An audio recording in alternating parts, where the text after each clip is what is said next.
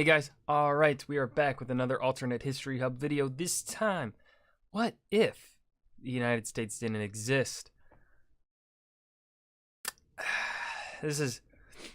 I'm curious which pathway he's gonna go down. Like, if it remains a colony of the British Empire, then that perhaps extends British, like, superpower status for at least another century. Who knows? Because of the resources and just sheer amount of land, and of course the agricultural capabilities of the central United States. Like, the Midwest of the United States provides a lot of food, like a lot of fucking food. I think because of what the United States is capable of producing, I think they're able to run a surplus if, say, got cut off from the rest of the world. I think the United States is capable of sustaining its own population with the food that it can grow itself in its own land. Don't quote me on that because I'm not sure. I'm just going off of, I live in one of the Midwest states where we grow a lot of corn. Now, perhaps it wouldn't be a very variety diet because it's probably wheat and corn that's primarily grown in the Midwest. You get some beans now and then, but yeah. So your diet wouldn't be that too varied. But anyways, let's go ahead and hear what Alternate History Hub theorizes. This is one of the countless scenarios that could have happened had in the grand scheme of human history, the United States of America is an incredibly new country. From its culture and the scale of its military and economic might, the U.S. has been influential since its inception. In the span of if influential by its beginning you mean through its constitution, in which it inspired various rebellions throughout the world, like the Haitian Revolution and the French Revolution. Those, I think, are the two primary revolutions I would point to personally as being highly influenced by the American Revolution. The revolutions of 1848, I think those probably have closer ties to the French Revolution, but, then because of how that works, because they're tied to the French Revolution, that then makes them ultimately tied to the American Revolution. Domino effect, blah, blah, blah. But, yeah. Of just 2 centuries, it went from a disunified band of colonies into the strongest power that has ever been seen. Yeah. Even by its creation, the United States drastically changed the course of history. So, as a thought exercise, what if it didn't... Oh yeah, if the United States gaining independence largely made Britain seek Australia as its new penal colony, essentially. So, like, maybe without the United States, we wouldn't really see Australia as we know it today. I don't know what would have happened to New Zealand, but yeah. Exist. What if, in an alternate timeline, the United States of America never existed? Opens up a lot of questions, doesn't it? For this alternate timeline, let's go back to the 1770s. Okay, we're going with the American Revolution as tension grew between the colonies and the British. In this alternate scenario, war begins. The American rebels fight against the British regulars. There were numerous occasions the US could have been defeated. All it simply took was not having the aid of one foreign ally, an ally who would love to get back at the British. Yes, that's right, the French. The French involvement in the American Revolution saved the rebellion, and without it, the militias surely would have lost. And this wasn't a small contribution. The French involvement meant funding to rebels, supplies, guns, men, and ships, particularly to distract the British naval fleet. And France wanted revenge so badly, they put themselves in massive debt just to aid the Americans. This would come back to haunt them later, I'll talk about that soon. Say in this alternate scenario, France is more fiscally responsible, and realize they can't win a war without tanking their finances, and the US is left out to dry. After years of holding out against Native American, British, and German regulars, it's just too much. So, the rebellion crumbles. The British seize control and most of the Continental Congress goes into exile or are arrested. Perhaps negotiations occur between the two to make amends, but this is hard to predict. In this alternate timeline, the revolution is crushed, and the experiment that was the United States of America is in the history books, a failed rebellion over anger with the British Parliament. It can't be left unsaid that there is still bitterness among a sizable portion of the colonial population. There's still this culture within the colonies that resent the loss. While the war ends and a majority of American colonists simply move on with their lives, there's still a mentality similar to the South will rise again. The relationship between the two is... I'd say that's actually a fairly good relation there. Because that's very much what I think it would be like too. So for those, because I know that about, I think only 40% of you are American viewers, and for those that are outside the United States and may not understand the South will rise again mentality, it's very stupid. I'm sorry. It's because the South will rise again has its holdings with slave owners and Confederacy. But then, of course, you know, the founding of the United States also has that relationship with slave owners. Like almost all the founding fathers were slave owners. But yeah, the South will rise again. It has to do with the Confederacy. So I think it be South will rise again. I would hold in a more negative light than an American separate independent nation rising again movement in this scenario. I think the South will rise again is stupid. I've said that multiple times.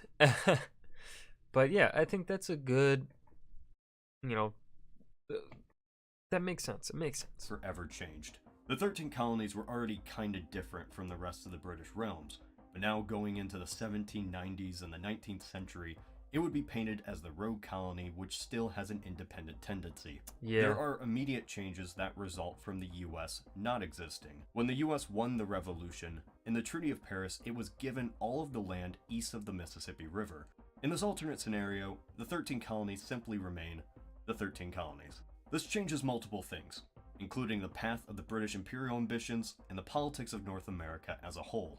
Let's talk relationships. In this alternate timeline, the American colonists don't have the best relationship with their neighbors. Catholic French Quebec is to the north, and would be despised by the deeply Puritan colonists. And the numerous Native Americans to the west would be an issue as well, except for a few tribes, but I'll discuss that later. In our timeline, when the US was born, Quebec was pushed up to where it is today, and the natives were under American control. But with control of this land under the British Parliament, American colonists are sort of stuck on the coast. In this scenario, Canada, as we think of it, simply doesn't exist. What eventually became Canada had a large population boost after the war, from loyalists who fled the independent United States. It's said that these loyalists were the initial boost that brought Canada as a territory for Britain, being happy to be under the king's rule and all. But without independence, these loyalists stay in the colonies, so Canada doesn't have an influx of English-speaking Brits. But you know what it does have? French Canadians. Oh. This land was once under the control of the French in something known as New France, but France lost this land after the 7 Years' War. French colonists were allowed to stay and keep their culture as long as they stayed loyal to the British king. Thus, Quebec was born. In this alternate scenario, Quebec never loses this land and stays incredibly large, one that takes up all of the Great Lakes, the Ohio River, and goes up into the north. That would be a wealthy province too, because obviously they have Montreal and Quebec. They have, well, where Chicago will become.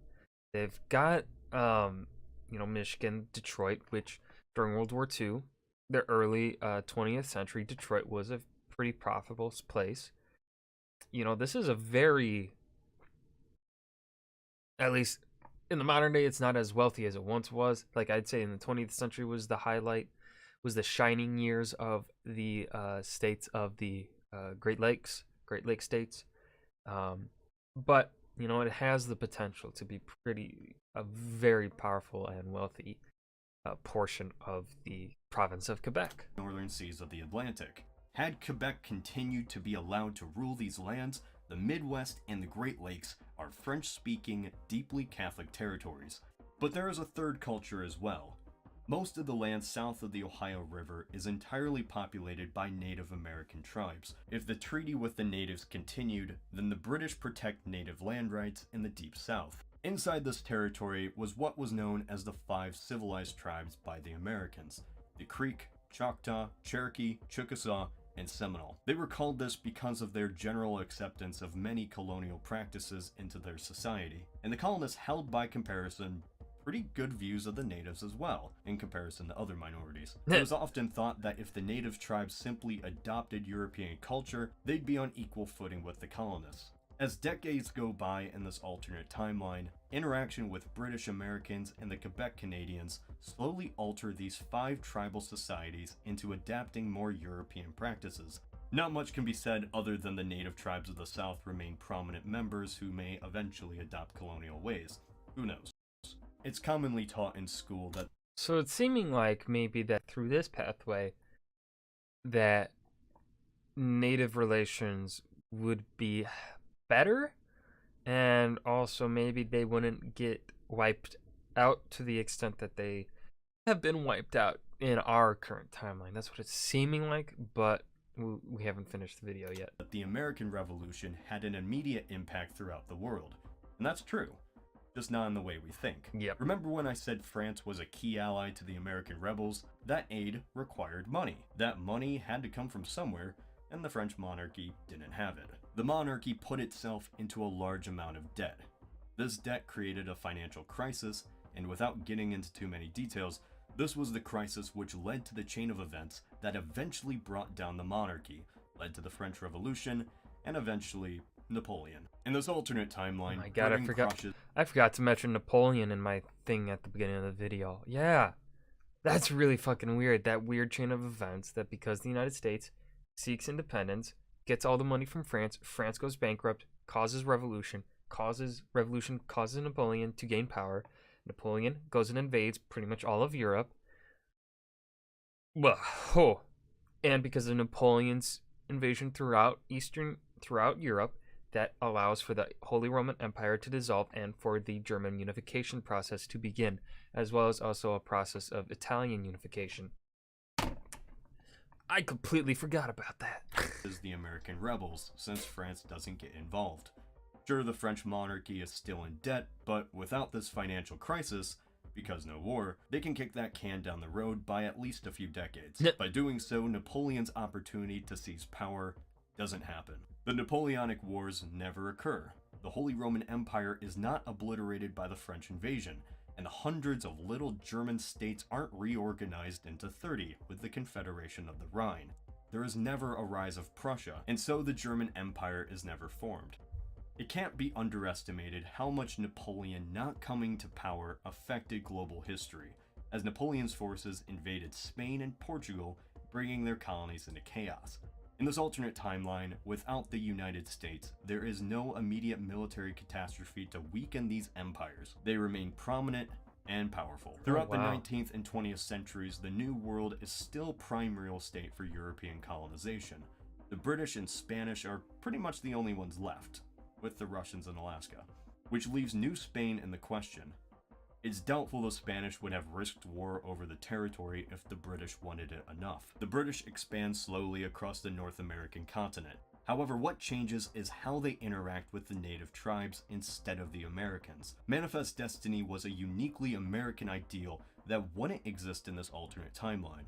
Instead, it's likely the British would interact with the native tribes and give them autonomy, essentially splitting North America up into native-dominated provinces in the West, with white colonists.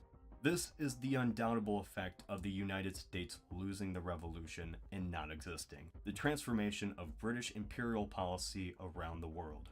Think of it like soul-searching, but with warships. Losing the United States ended the First Empire, and the British funded exploration ships to go find new lands to settle. This led to the discovery of Australia and New Zealand. It also lent to the British to become more invested in conquering lands in Africa and all of India.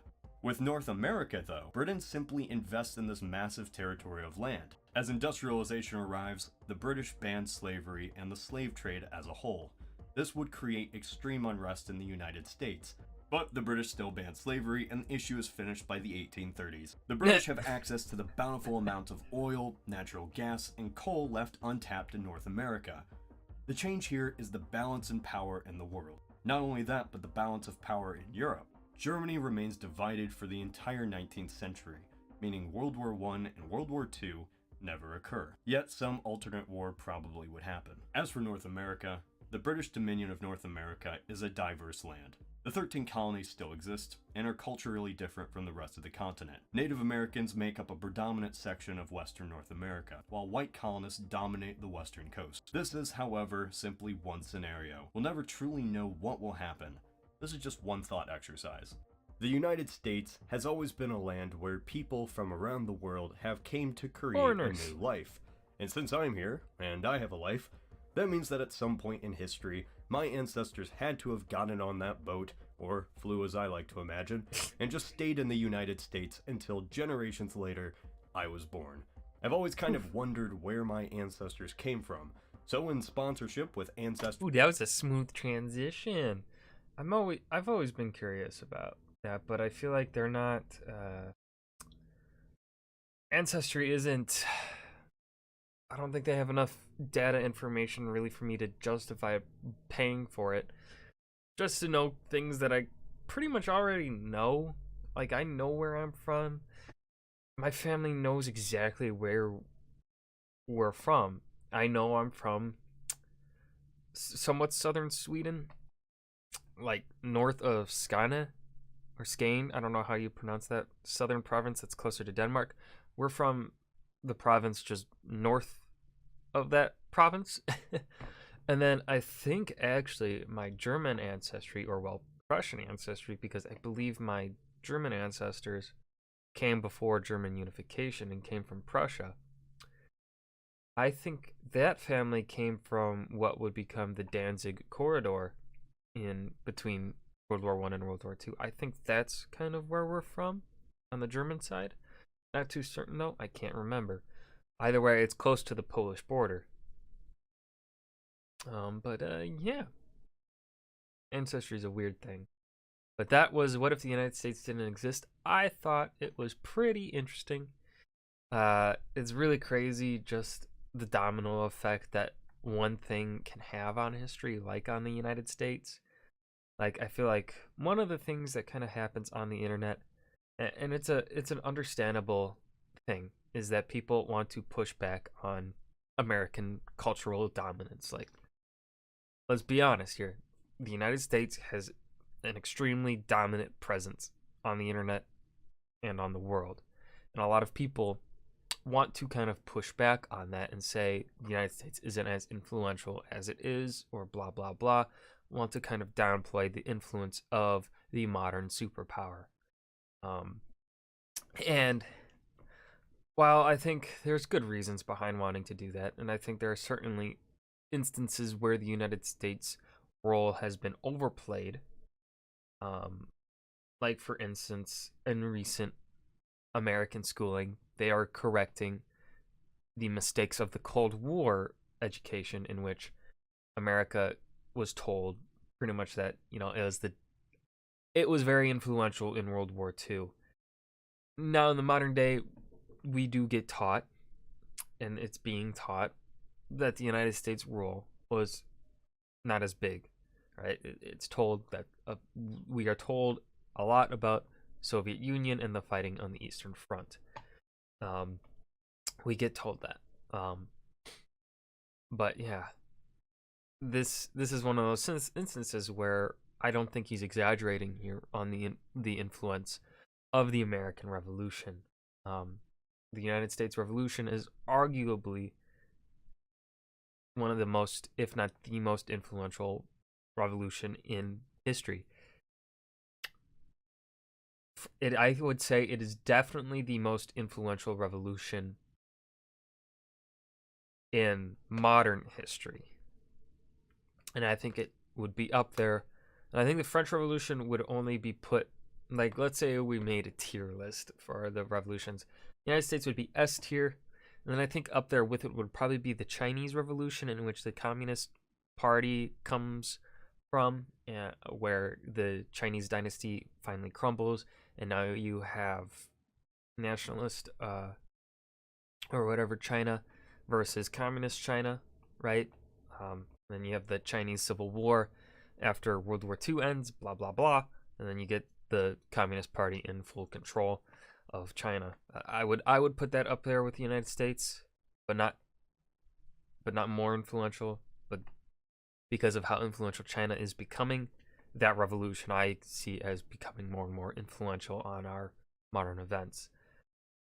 I'm rambling here at the end, but I would put the French Revolution at A just because it was very influential, but I don't know exactly if it can be up there with the United American and the Chinese revolutions, because of really the modern influence of France is not nowhere near as influential as the Chinese and Americans. So yeah, if you disagree, let me know down below, and let me know what you think of this alternate scenario. I hope you guys enjoyed. Remember to hit that like button and subscribe for more, and I will see you guys in the next video.